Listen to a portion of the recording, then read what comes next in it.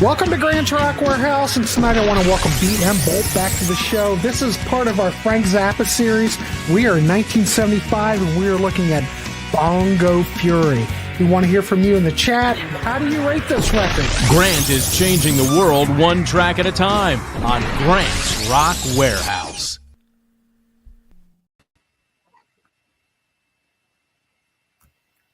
Do you hear like the same show going on? No. Oh my God! Something. I hear a feedback loop. Hold on. I don't hear anything. Hold on. You don't hear anything? I hear something. It's good on my end. I hear a feedback loop.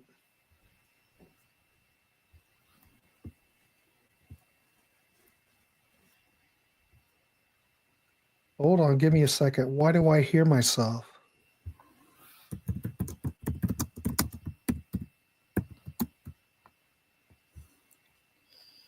Well, ladies and gentlemen, I want to thank you all for coming on tonight. Oh, there it is.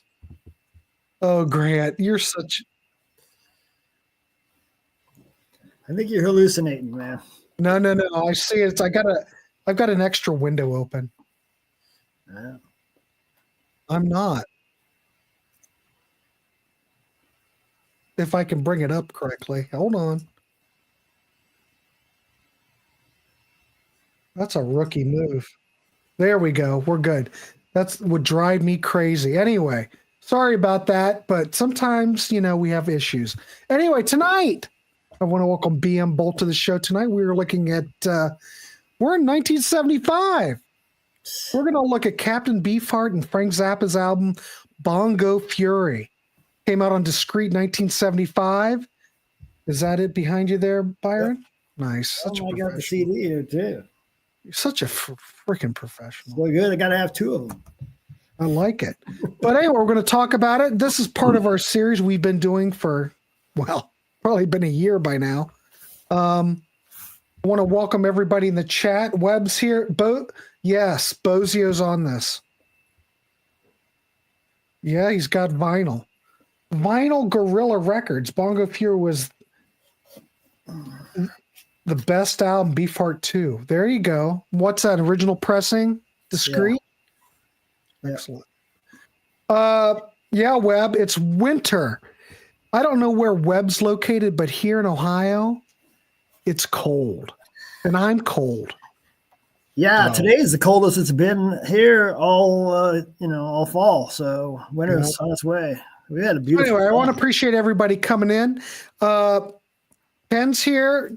The principal's here. God, the whole gang's here. Ken's here. Gary, Joyce. All right, Ken, I have a quick question before we get started. I can't keep track of what everyone said, but was it you that recommended this? I'm going to show a CD. And I need to have verification if this was you that recommended this. Was it you, Ken? I think it was Ken. Oh, Jeff says it snowed today. Yeah, well, it snowed up here. We still have snow on the ground. Vinyl Gorilla says, I have 6 copies of this record because I can't say no to it when I find it. Yeah. I'm kind of like that when I see Nick Kershaw, the Riddle album. I have like 5 of those. Webb, you know this? And the Painter album, Painter. Snowing in Cincinnati right now. Yeah, well, I'm in Central Ohio. You're a little bit further south. Anyway, tonight we're going to talk Bongo Fury. So I do want to welcome Boldt again. We're a little bit loose tonight just for the fact that we're always loose here in the Warehouse. Snow in Western Kentucky, New York. Yeah. Brian, I need you to have all that snow cleared out by the time I travel up to see a Tranquility Fest here in December. Okay, Ken, it was you and Dan. Well, there you go. I found a copy of it that didn't cost me an arm and a leg. So there you go. Jeff likes snow. Well, I don't mind snow either. Anyway, let's get started. Byron, Byron, how are you? What is going on? Not a whole lot. Well, let's get started. Bongo Fury, collaborative album from Frank and Captain Beefheart, released October 2nd, 1975. Yep. This record, it's like split 50-50. Some of it's live, some of it's in the studio. The one thing that I made mostly live, but probably 2/3 live, 1/3. Go ahead. Yeah, but I think it works out really well though. Fine. For some of it being live, some of it studio, the way it's sequenced, the way this album works, I think it works out really well in the favor. We're going to talk about it. I'm going to throw it over to Mr. B and Boldt to start us off. Go ahead, take it away, Byron. So this is album number 21 now. So we're really getting up there. I mean, we still got what, 1975 to go, maybe. The running joke is, ladies and gentlemen, we'd be dead by the time we get to the end. Yeah, or just sick of it. One or the other. Maybe. This was the last album released under the name The Mothers. This really says here, Zappa, Beefheart, Mothers. It was recorded, like you said, some of it was in the studio in January of 75, and the rest was recorded live at the Armadillo World headquarters in Austin, May 20th, 21st of 1975. It got to Billboard number 66, which isn't too bad for Zappa. So on this album, we have Frank, of course, and Captain Beefheart. We still have George Duke, Napoleon Murphy Brock on vocals and saxophone, Bruce and Tom Fowler. New name, Denny Wally on slide guitar. Denny is killer. And we're going to get to that, Byron. But I love his work on this record. He is all over it. So we also have our first introduction to Terry Bozzio. He must have been pretty young at this point. And he's on the live stuff. Chester Thompson is on the studio tracks. He must have left shortly after that. It's Genesis at that point, right? I would think so. I think so, yeah. Yeah. So people say, like most of them, you should probably get the original vinyl of the 2012 CDs. They sound the same. And the early CDs, they all seem to have a little extra reverb. I don't know.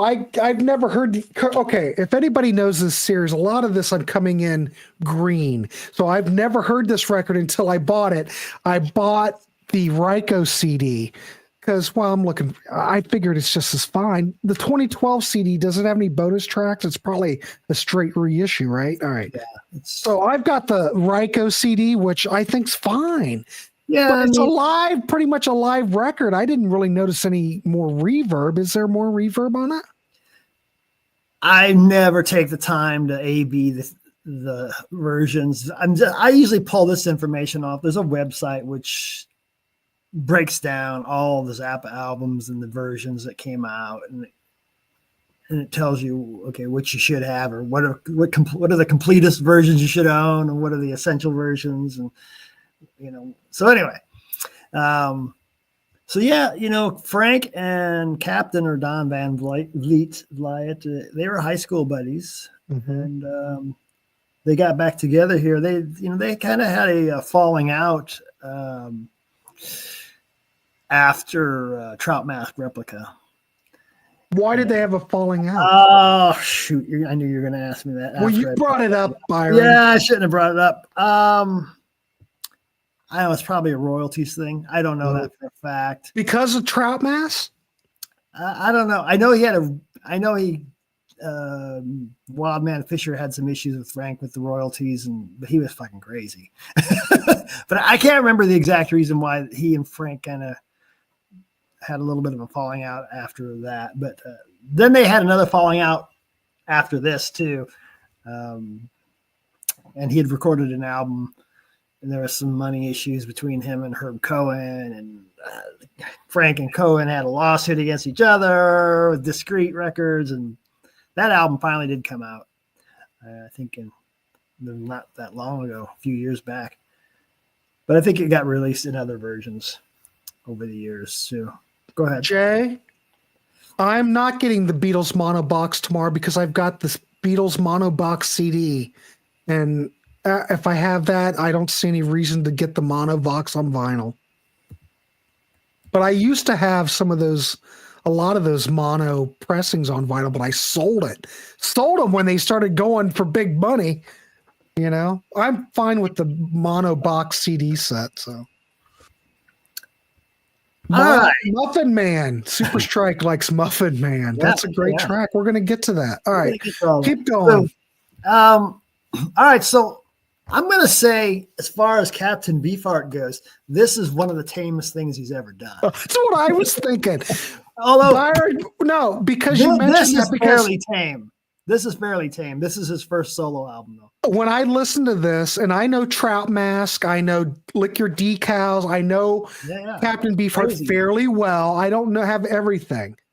This is really tame. And I thought because Frank and Captain Beefheart together, Frank and Don together, I thought this would be really out there. But actually, it's pretty subdued. No, it's out there a couple times. It is out there on a few, 2 or 3 tracks. But it's really more of a Zappa album with Captain, whatever you want to call him, Don on vocals. Don, we'll call him Don from here on out, maybe singing words that probably Frank wrote for him. Although there's a few things that are going to be pretty crazy on here. If you haven't heard Don or Captain Beefheart, he's kind of got this Howlin' Wolf vibe going on. Mm-hmm. And you kind of get that off of this this is really a blues album, this first Beefheart. It's like a blues fusion. What did I write down? Let me look. I wrote it all down. I went, okay, blues, fusion, rock. It's really a bizarre combination, but for some reason, psychedelia, but it works.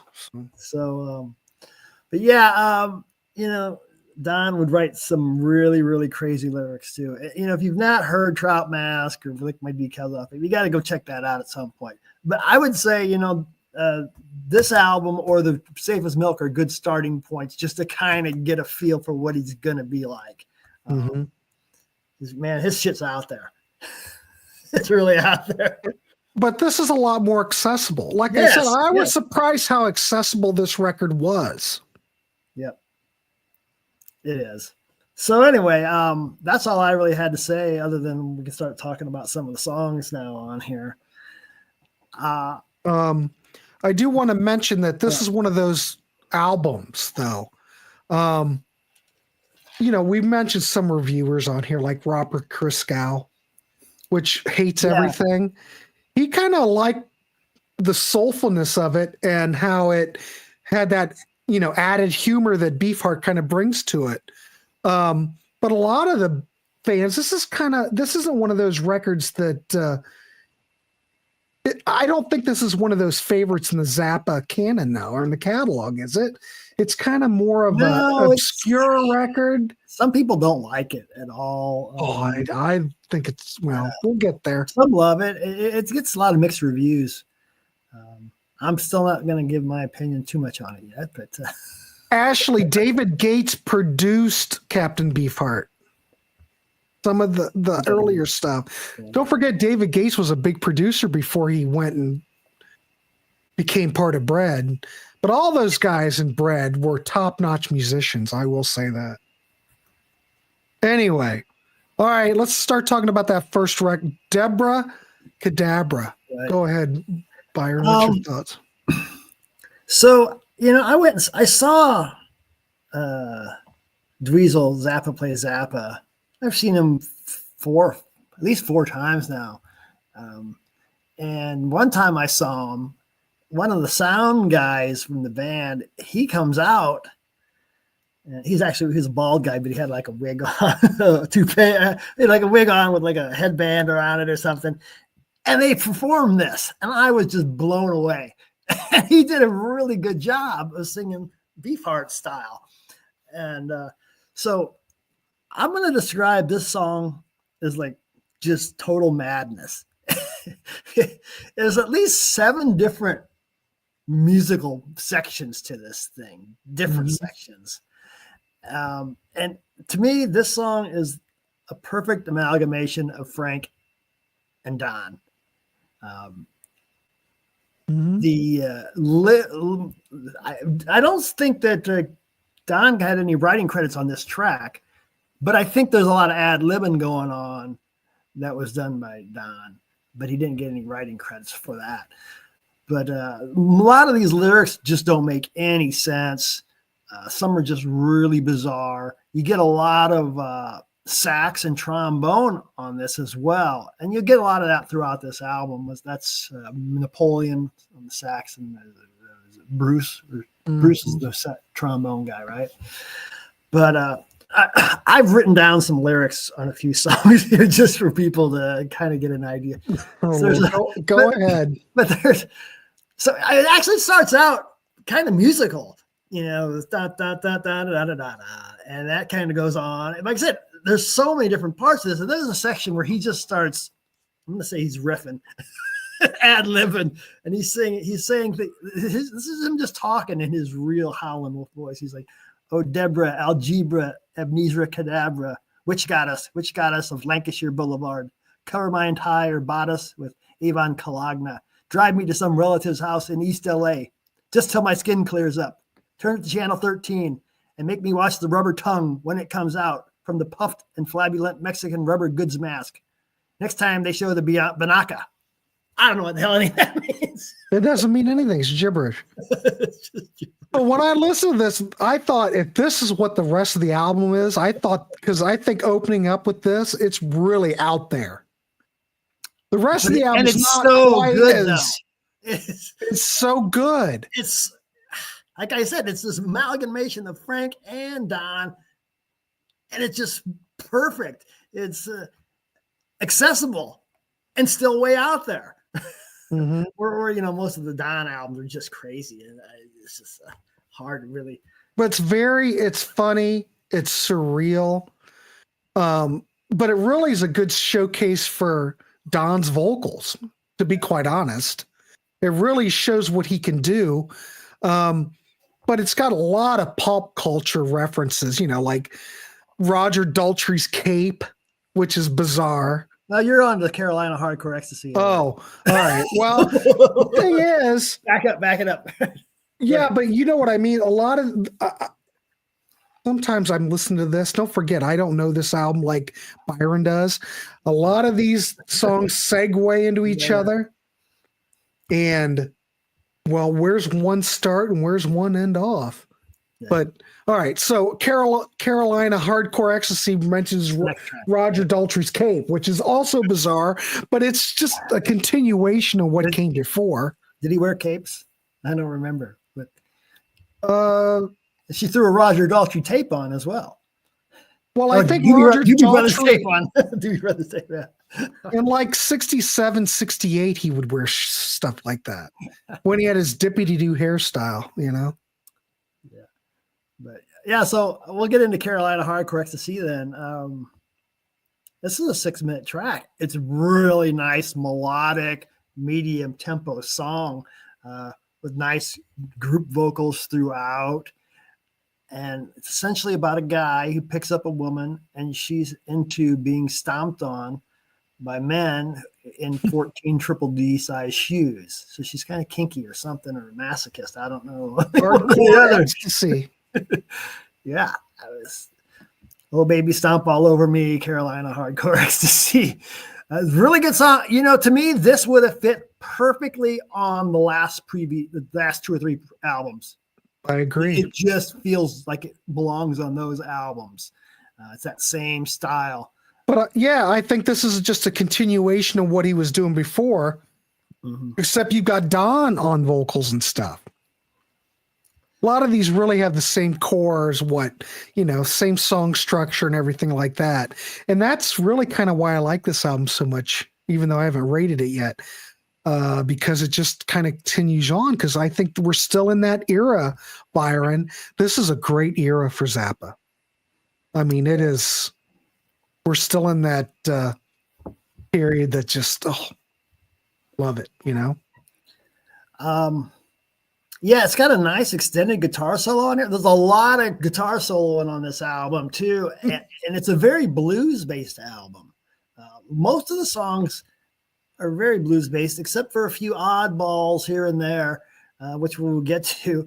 I shouldn't say most, maybe half, because there's some other styles on here too besides blues. So I do want to mention, as far as Carolina Hardcore Ecstasy, is that the guitar work from Frank Zappa on this record absolutely kills.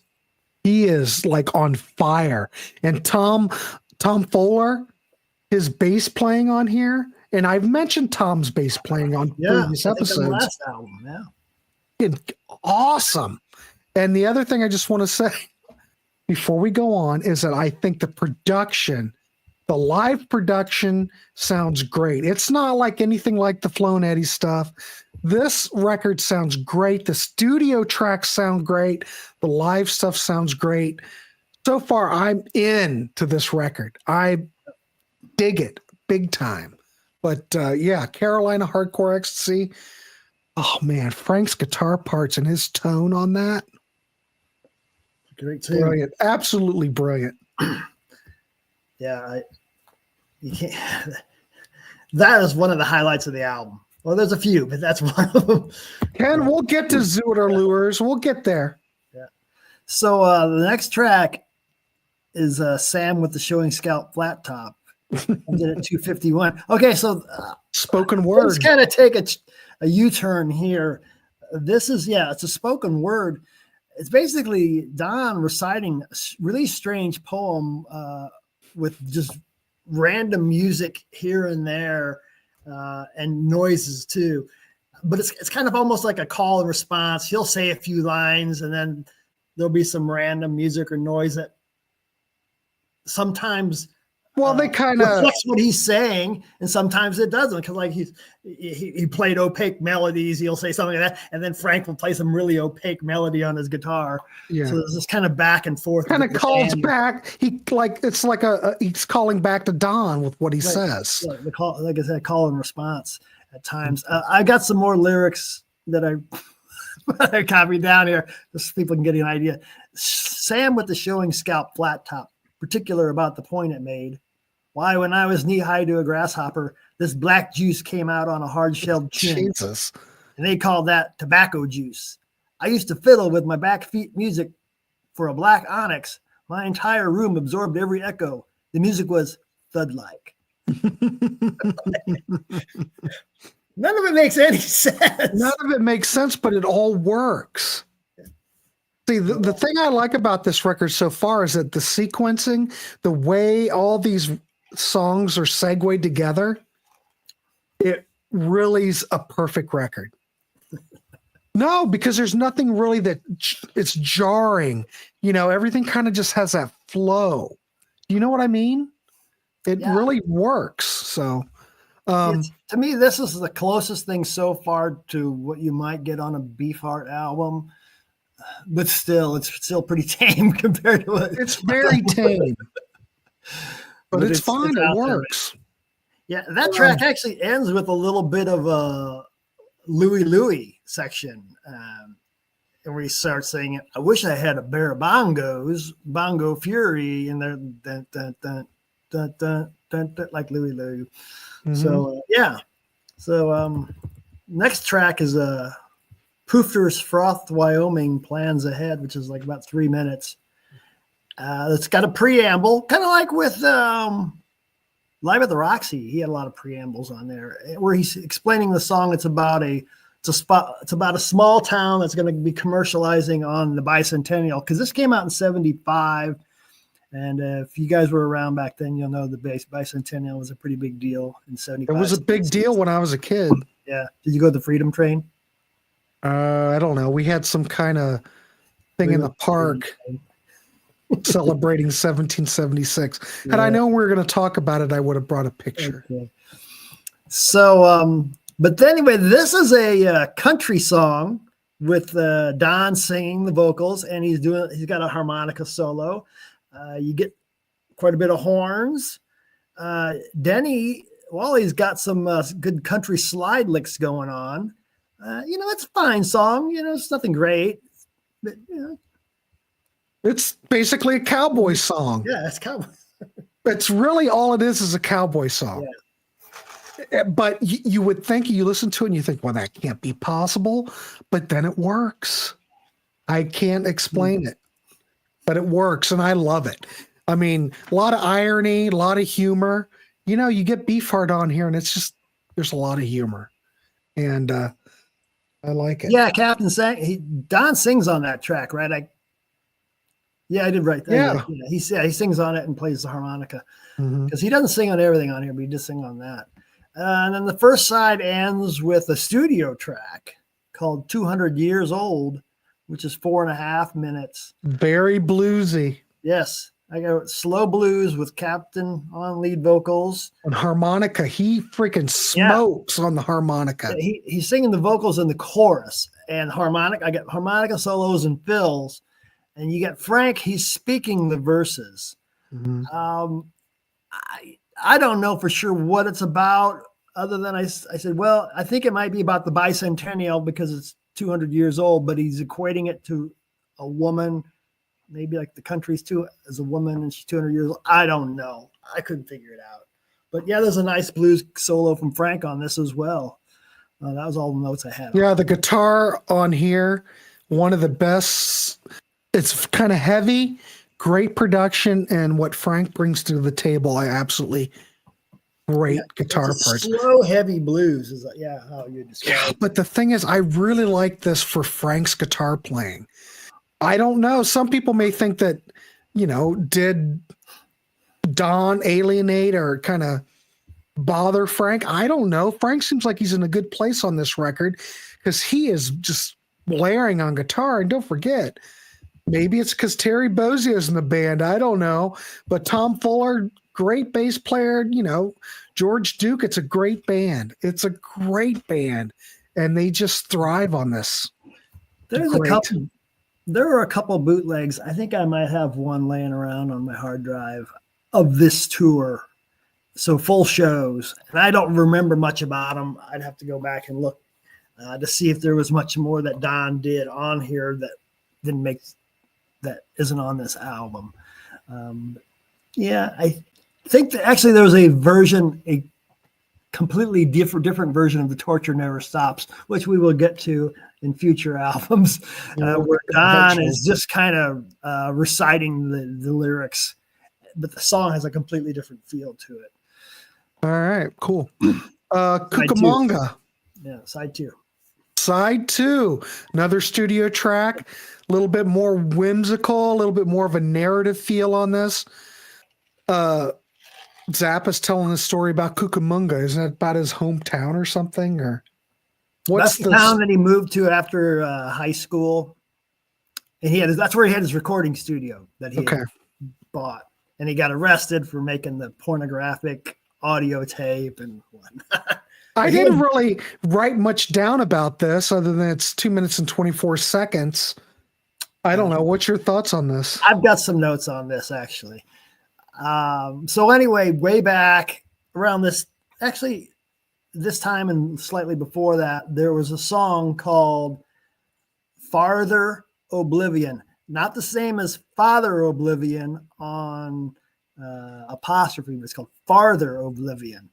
And that song never got released since there's some posthumous releases with it on there. But so anyway, there were this came from parts of that. It was a really long song, Farther Oblivion, 15, 20 minutes, depending on the night.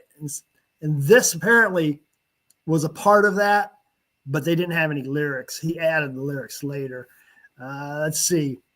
Some of the other track parts of the Farther Oblivion were released on other albums, which we will get to, probably like Studio Tan, Overnight Orchestral Favorites, maybe some of that stuff. And so I got here, the intro starts off kind of bluesy with the harmonica. And then it gets way more intricate, and Frank singing about his Cucamonga studio days. And what I had read was, since he wrote these lyrics after the fact, but instead of writing the words to the melody of the song, he wrote it to the rhythm of the song. which explain because the lyrics are really kind of off the beat and don't really seem to follow the melody at all. It's just very odd. I don't know if I explained that very well or not. That was my notes for that. All right, cool. Yeah, like I said, I don't really have any notes for it, but I have no problem. How do you It's feel? not my favorite song on here. Huh? It's not my favorite song on here. What do you think it would have been a stronger album had he put something else at the beginning of side 2? Well, I mean, I don't think it's a good song outside 2 starter. Yeah. Yeah. On a CD, it doesn't really make that much of a difference. But if you're talking an album, you should have something starting off side 2 that really takes you, brings you in. But it's okay. It's all right. Track 7's Advanced Romance, which is a long track, 11 minutes, 17 seconds. Yes. One of the longest tracks on the album. It's got extended instrumental section where Frank is just, I'm telling you, this for me is a Frank guitar record. Yeah. Because he extends, he totally brings it. And it's live. It's got a lot of improvisation on it. It's probably one of my favorite tracks on the record. What's your thoughts on it? Yeah. It freaking smokes. This was one of the tracks that he would play throughout his career. It's on a lot of stuff in subsequent albums, the live things that he put out. So this song got a lot of mileage for him over the years. It's a really nice medium-paced blues tune. Napoleon's doing the singing. He gets a little help from George. Essentially, the instruments are playing the melody, but the vocals match that melody throughout, because it starts out da da da da da da da da da, and then they say no more credit at the liquor store. Everything they're singing matches the melody behind it, and it's just so good though. And it's great, brilliant. Basically, it's a song about drinking and promiscuous women. And there's a lot of sexual references in it, but it's not like there are. Of course there are. Juvenile sex and innuendos. It's pretty good. I want to mention Don's harp playing on here. Absolutely stellar. Yeah, well, then he has a slide guitar solo first. Mm-hmm. Then you get that harmonica solo, and then you get that long Frank solo.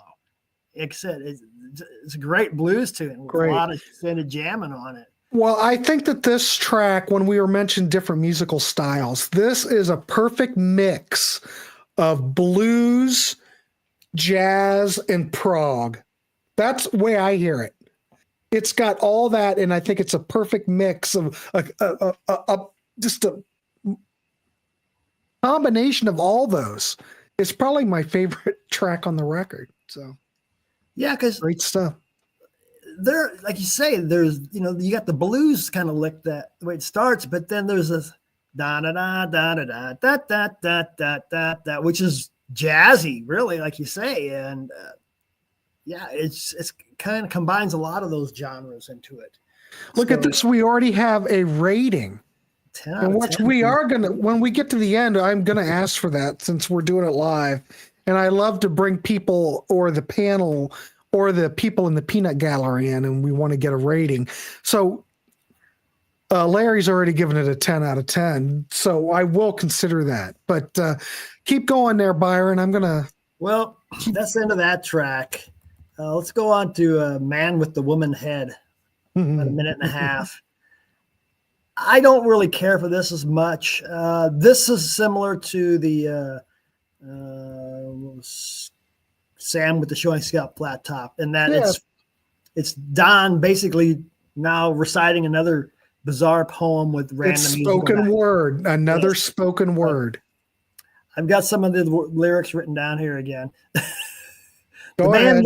The man with the woman head. Polynesian wallpaper made the face stand out. A mixture of Oriental and early vaudeville jazz poofter. DC might like that. Forming a hard beetle-like triangular chin, much like a praying mantis. Whatever. I'm a big fan of the praying mantis, so I'm down with that. So, yeah, this one's pretty short, though, so it's not that big of a distraction. But I thought It's very abstract. And I thought Shazam with the showing Scott Flat Top was better than this one. Yeah, but it's much a little bit more minimal than the other one, and it's very abstract. It's fine. I don't have a problem with it. Some reason it all works. All these together, you may look at it and go, it's not quite as good, but it does flow really well. So, all right. So we go on to we're going to track 9, The Muffin Man, which is the album closer, legendary among Zappa fans. Yeah. About a song that a man who's mistaken for a muffin. Most men are. Apparently there's a old nursery rhyme about a muffin man. It's English. That's what I was reading. But I don't know that that's referencing this. I don't know. I couldn't tell you. But yeah, the intro of this though is in the studio. Don't know if you caught that. It's just it's got that tack piano again, like that silent movie piano playing in the background while Frank is talking. And then he's talking about muffins and cupcakes. He mentions the Utility Muffin Research Kitchen in there, which later is the name of his home recording studio, I believe. And he references Green Rosettes, which there's a little Green Rosettes song on Joe's Garage. So we're getting some of that. Then it breaks into this real heavy riff, the live part. Catchy, repetitive. Yeah. And it's basically that throughout the rest of the song. It's just that riff. Killer. Frank sings the chorus, "Man, girl, you thought he was a man, but he was a muffin." And it just keeps going until he just starts jamming his solo. And, that solo, it kind of reminds me a little bit of Hendrix. It's got that feel and tone. There's a lot of stuff on here that reminds me of Hendrix. Okay. And this was one of his, one of the biggest closing songs he had in his career. He used this a lot. So it was kind of traditional for him to play this. And then after the solos, he would announce all the members in the band. And he'd say, "Thank you, good night," and then they would. Good night, Austin, Texas, wherever you are. They'd play some more bars of it until they finally called it a night. And it was a great closer for him. So, it's a great track. Great. As far as the album goes, I think it's a perfect blend of Beefheart and Zappa together. It's avant-garde in approach, though it's avant-garde to a certain extent, but then it's yet accessible on another level. It's a strange bird, but it, like I said before, it works. Because you get a great mix of improvisation, satire, blues, experimental rock, jazz fusion. It's almost like everything's all here. It's like, what can I say? It's almost, for me, I hate to say it, but it's almost a perfect record for me. The segues work perfectly. It's got a great flow. And like I said, we talked about this before. You would have thought that this record would have been further out and a lot more avant-garde than it is, but it's accessible. And it perfectly aligns with that 1973, 1974 period. I wish this album got more street cred than it does, but I really like it. If I was going to rate it, I would give it. Now, you know what I really like. I love that whole mother. I think love the early stuff. I love that early stuff. But for this period, I would be comfortable giving this an 8 out of 10. I like this record that much. I thought you were going to go higher than that. No. I think we're only in it for the money. It's an obvious 10 out of 10, absolutely free 10 out of 10, or at least damn near close. This is right up there. Because the sequencing, the songwriting, the way it flows, nothing jarring. It all kind of works. I like it. So we got a 10 from Larry. We got an 8.5 from Webb. All right, hold on. Let me get these in, and then we'll take yours. Jeff's going to come up with a 9 out of 10. Gary Joyce, 8.75. Good to see you, Gary.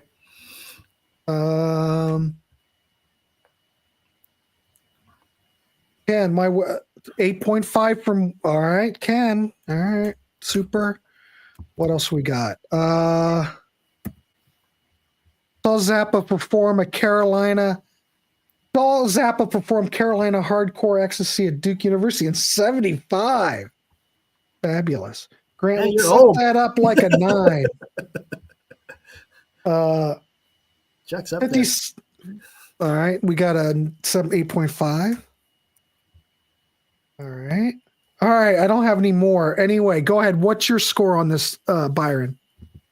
I'm going to go with an 8 I'm going with an 8 as well. Well, look at you. I was Copycat. I was torn between a 7.5 and an 8, and I'm going to go with the 8. All right. Anybody out there watching have a score? Have you given your score? I'll give you a minute. How many people we got watching tonight? Right, 23. It's not been a big show. It's not like the Monday shows. That's apostrophe Zoot, my favorites.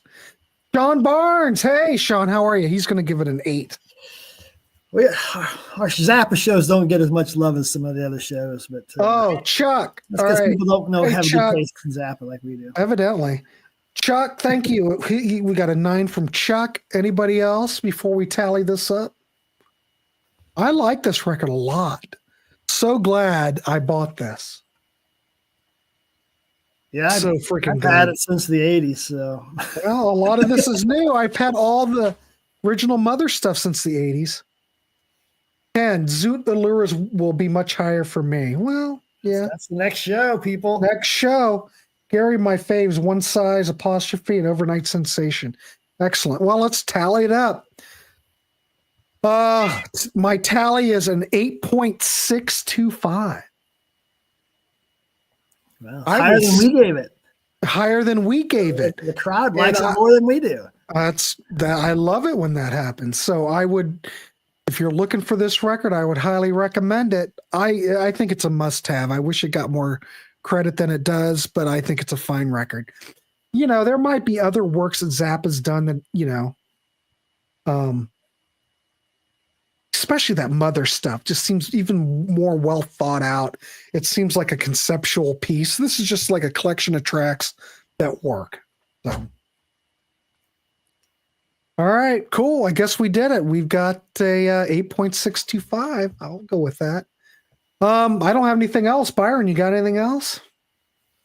No, you know, like I said, we're gonna probably do Zoot Lures next, and then then it would be Live at New York. I think after that, maybe we'll combine a couple albums. Like I'll let you decide how you want to do it. Because we'll probably have to talk a little bit about Lather at some point, but we won't review Lather. Maybe in a couple of years we will, but we'll talk about the individual albums. All right, but, cool. Some of those kind of like Overnight Sensation and not over. Orchestral Favorites, Studio Tan, and Sleep Dirt, they're kind of tied together in some way. So we might review a couple of those together. All right. We'll feel it out when we get there. Yeah. All right, cool. Well, I want to thank everybody for tuning in tonight, talking some Zappa. I'm so glad we can keep this interactive because it's just all about the music. And, you know, like I said, I always say that. Andy Edwards says it's pronounced leather. Yeah. I don't know how you pronounce the A with the 2 dots over it. Is that leather then or that? And he would not get a record deal. He would just be churning this out in his house using Pro Tools and just churning it out and throwing it out on the internet. Maybe, probably. All right, cool. Well, thanks everybody for tuning in. If you haven't got this record, you might want to do yourself a favor and get it. What's next? I couldn't tell you, but wait a minute. No, tomorrow night, Brian McFadden. Yeah, Soundgarden. We did a Soundgarden show, so Brian's going to join me for that. Brian's got a pretty extensive Soundgarden collection. It's pretty cool. Listening party. Tune in for that listening party on Sunday, and more than likely on Friday after we do the show, there might be a Friday night chat, which is going to be a little bit different. Yeah, I'm thinking, because I want to bring on young Logan and Sydney to come on and talk about their channel. But the problem is I'm going to kind of combine it with just like an impromptu listening party. I've got some stuff to play, and then we'll just keep it loose. Maybe I'll play some stuff. They have lined up one of the greatest guests ever for their very first episode. I can't. Can you believe that? I don't know if I'm getting over my head or not.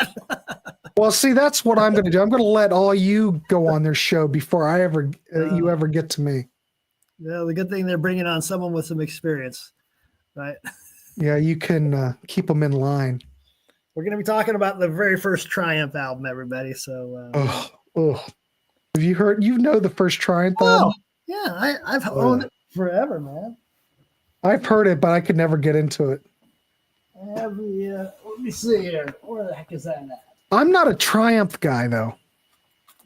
I like the hits. I like all the Rick Emmett stuff. I don't like the other guy. Yeah, look at that album cover. Jesus. This is pretty hard to find nowadays. See, Webb likes it. We're all different. Yeah. So, yeah, we're going to record that on Sunday. I don't know when they plan to air it. Maybe you'll find out tomorrow night. It might be live. Grant last tomorrow night. It might be live. We're recording on Sunday, though. I know, but it might be live. Oh, who knows?